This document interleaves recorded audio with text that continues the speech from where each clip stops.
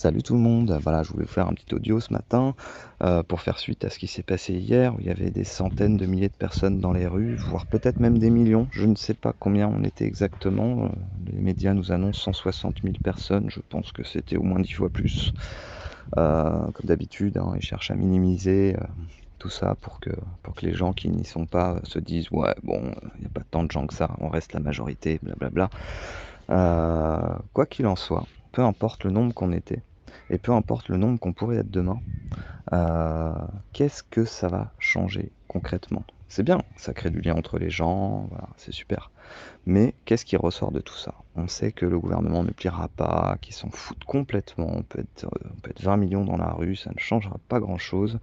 Ils sont sur une ligne et ils y resteront, et ils nous l'ont prouvé jusqu'à présent. Maintenant, la question que je me pose, c'est qu'est-ce qu'on fait ressortir de tout ça? Et si on réussit à faire en sorte que tous ces gens qui vont dans la rue, et ceux qui n'y vont pas aussi, mais qui aimeraient y être ou qui pensent la même chose ou qui considèrent que la rue ne sert à rien, mais voilà, l'opposition en France, c'est des millions, des millions, des millions de personnes. Tout est fait pour que ces personnes soient divisées. Ils ont toujours tout fait pour diviser ces gens-là depuis des décennies, depuis toujours même. L'opposition divisée, ce n'est pas un danger pour eux, et ils font tout pour la diviser. Parce que eux, ils anticipent justement qu'il y aura une énorme opposition, mais tant que cette opposition restera divisée, ils les amèneront exactement où ils veulent. Donc là, l'objectif du Great Reset et tout ça, c'est de faire tomber le système et d'en créer un nouveau. Mais ce à quoi ils ne s'attendent pas, et ceux qui n'ont pas prévu, c'est que si cette opposition, ils veulent faire en sorte que cette opposition soit à l'origine de faire tomber le système, parce qu'elle est désunie. Mais si nous réussissons à unir cette opposition vers un plan d'action simple, qu'on amène tout le monde à agir conjointement de manière unie, en fait, ça, ils ne s'y attendent absolument pas et ils ne pourront rien faire pour le contrer. Donc, essayons d'organiser, d'amener tous ces gens-là vers une résilience, vers un refus de ce système. C'est pas, enfin, d'arrêter de nourrir ce système. Commencer par sortir son argent des banques, d'une manière ou d'une autre. Il y a différents moyens de le faire. Ne serait-ce que si le système se pète la gueule, et de toute façon c'est ce qu'ils veulent, c'est ce qui va arriver.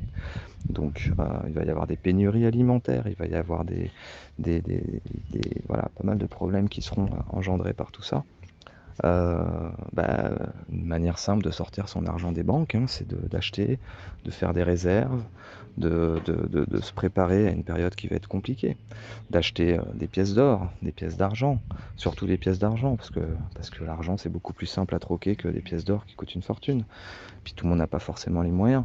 Bref, ce que je veux dire, c'est que si on amène les gens à arrêter de faire leur déclaration de TVA, leur déclaration d'URSSAF, de payer leurs impôts, à enfin voilà, il y a plein de choses à faire. Si on amène les gens à faire tous la même chose, même pas tous parce que tout le monde ne le fera pas, mais si on est déjà des millions à le faire, je pense que beaucoup de millions d'autres personnes suivront et, euh, et on peut amener à faire tomber le système de manière organisée et pas de manière complètement bordélique. C'est ce que ça, c'est ce à quoi ils s'attendent en fait. Parce que derrière, qu'est-ce qu'ils vont faire si le système se pète la gueule? Ils vont arriver avec un nouveau système en nous disant voilà, on a les solutions, on va changer tout ça, on va mettre en place des nouveaux trucs, etc. Mais si on fait en sorte que les gens soient unis et organisés, mais leur nouveau système, personne n'en voudra, en fait.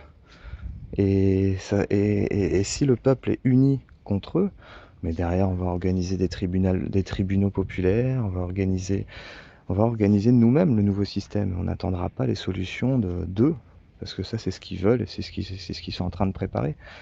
Donc, soyons proactifs par rapport à ça et anticipons, parce que eux, ils veulent faire tomber le système et ils sont en train de faire en sorte que nous soyons ceux à l'origine du fait que le système tombe, en tout cas dans l'opinion publique.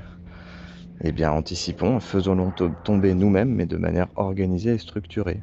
Voilà, c'est ce que je pense. J'ai pas les solutions miracles, je y travaille avec d'autres, mais moi, ce que je pense vraiment, c'est que si on arrive à unir l'opposition derrière un plan d'action simple sur lequel on réfléchit avec pas mal d'autres personnes, ben ça, ils ne s'y attendront pas parce qu'ils font tout pour l'éviter justement. Donc, à suivre. mais je reste convaincu que aller dans la rue juste pour aller dans la rue et exprimer son mécontentement, ça n'aboutira pas à grand-chose, même si c'est bien, il faut montrer son mécontentement, mais concrètement, qu'est-ce qu'on fait derrière? Donc moi, je reviendrai vers vous prochainement avec un plan d'action sur lequel on est en train de travailler, et je serai loin d'être le seul à à amener ce plan d'action parce que l'idée justement, c'est de réunir un maximum de personnes qui ont de l'audience et qui ont une influence sur l'opposition, sur les peuples, pour arriver tous ensemble avec un même plan d'action pour vous amener tous dans une direction unie. Voilà. Et ça, de ça, je pense qu'on pourra en sortir quelque chose de bénéfique. Voilà. Bon, en tout cas, je vous souhaite une bonne journée. C'était ma petite réflexion du matin et je vous dis à bientôt.